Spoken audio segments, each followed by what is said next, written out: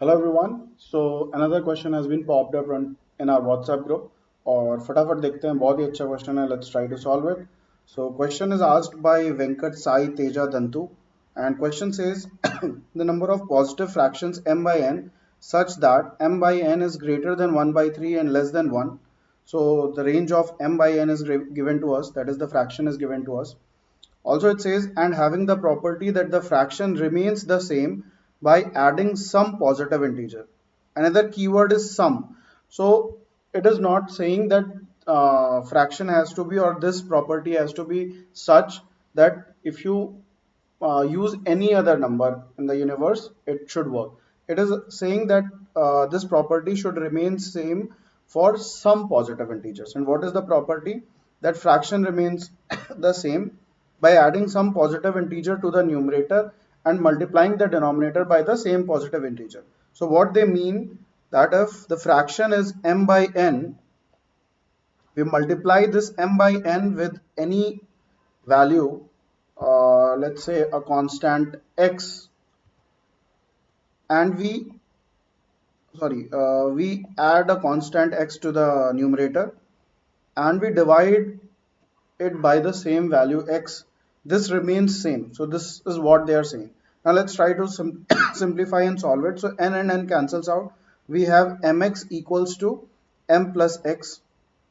Let's take this x this side, or yeah, so it becomes m, or let's take m on one side. So let's take m this side. So it becomes m x minus 1 equals to x, and it gives us m equals to x upon x minus 1. Now we know that m is an integer because it's a fraction of positive fractions m by n. So we know that m is a natural number.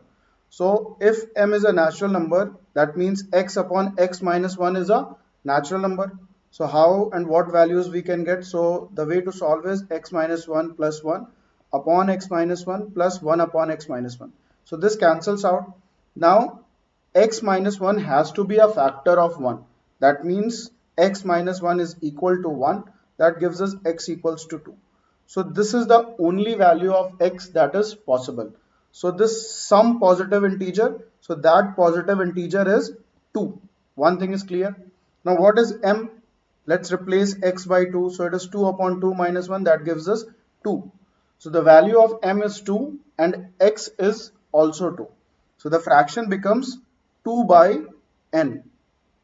Now we have this property, this condition or the range. So 2 by n is greater than 1 by 3 and is less than 1. That gives us, if we solve this side of the inequality, we get n is less than 6. And if I solve this side of the inequality, I get n greater than 2.